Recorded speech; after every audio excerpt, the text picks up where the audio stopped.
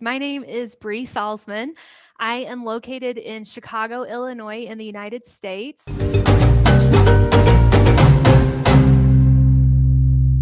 Hello, everybody, and welcome back to the Herstory TV and the Herstory podcast. This is Gertrude Macha here in beautiful Wellington, New Zealand. And today I am graced with the presence of yet another stunning woman with an amazing story. Welcome to our tribe. Please tell everybody your full name, where you're based, how old you are, and share your story with us today. Sure. Hi, Gertrude. I am so excited to be here. Thank you so much. My name is Bri Salsman. I am located in Chicago, Illinois, in the United States. I'm 36 years old, and my life was totally turned upside down at the age of 30.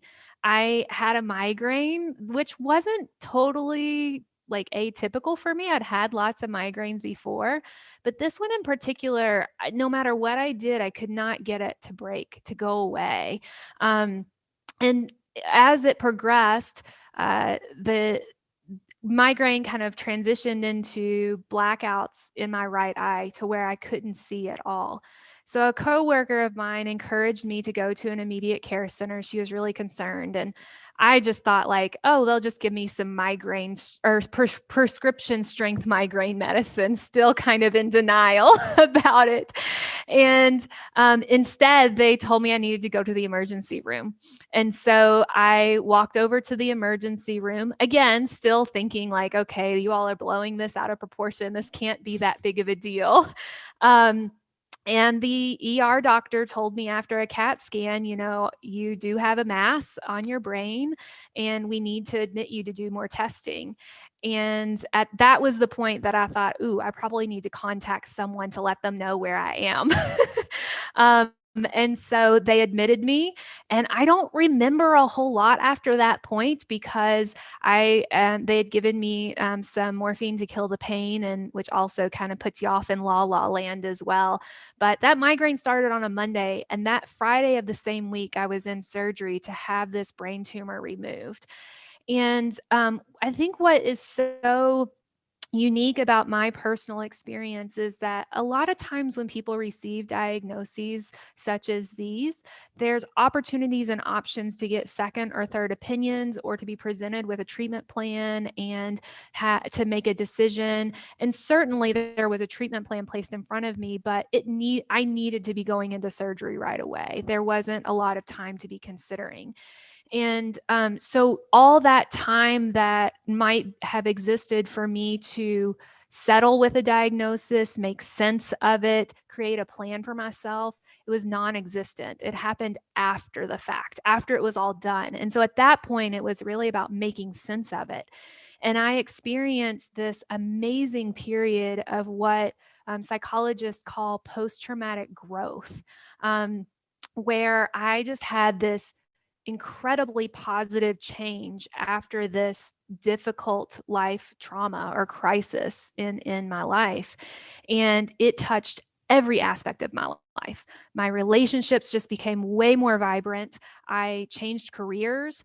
I have prioritized travel, that I'm no longer pushing that off to someday. One day I'll get to it. Someday is just not in my vocabulary anymore. Like, seize the moment and do it now is kind of my motto now. And it literally has changed my life in a very, very positive way. And the twist to all of it is that they weren't able to get all of the tumor. And while for some people that might feel like, oh my goodness, you have to continue to live with this. But for me, I'm almost grateful that they weren't able to get all of it because I go back every year for a check-in and maintenance and things like that, and it gives me an opportunity to ground myself of, am I living up to the promises that I made to myself of living this life by design and not just going with the wind, but actually having intentionality in my life and having passion and excitement for others and for life in general. And so it's an amazing opportunity to continue to check in with myself and say and kind of do that gut check of like, hey, are you doing what you said you were going to do? So, Wow, what an amazing story. Just before when we were catching up, I told you that we share something similar in having had these major health scares. Mine was heart failure. Something happens when you have a brush with death.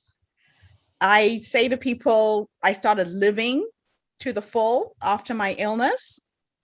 I was reminded of how brief and short this life really is. What did your illness do for you?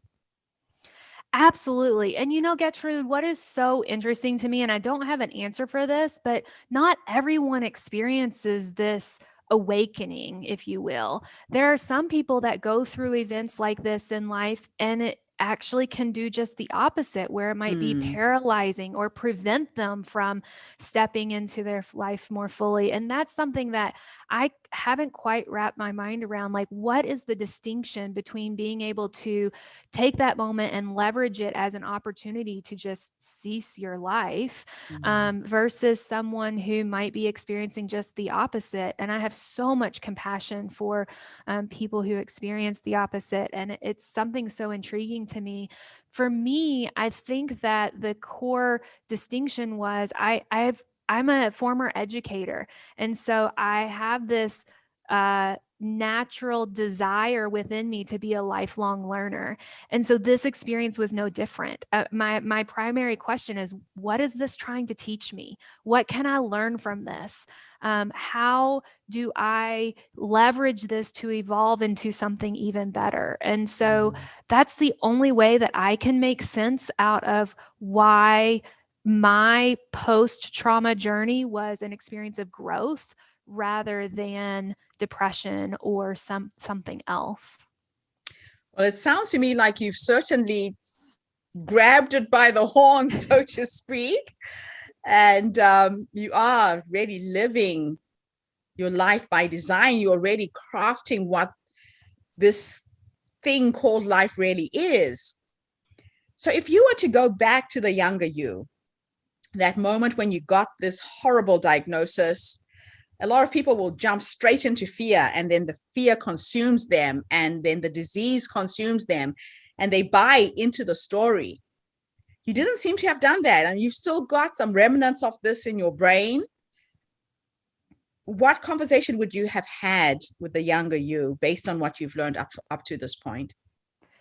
It's so interesting because as I'd mentioned, I don't remember a whole lot of being in the hospital and the surgery itself, but my sister was with me, and she has shared with me that the nurses and doctors and the staff always loved coming into my room because I was always like, it's no big deal. It's going to be fine. And I was always laughing and making other people laugh. And I had no idea what was really going on, but I would just look at that younger self and that younger version of me and just say, keep doing what you're doing. Like this way of living and looking at life is infectious to others, and others Mm. need to see this example. They need to see that this is possible.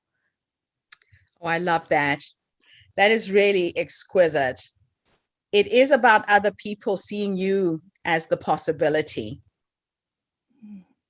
And it looks to me like, your family life has been more enriched because of the experience. Everything that I saw in terms of me cyber stalking you online, family is a huge priority to you, correct? It is, yes. My family is very important to me.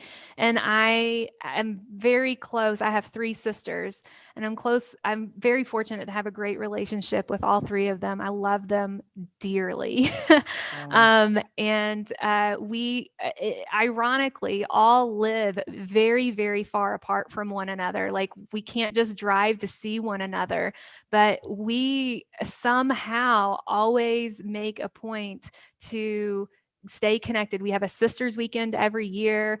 We fly to visit and travel with one another. I mean, it's kind of interesting. We've also made jokes about, like, for being so far apart, we see each other more than we did when we lived in the same town together.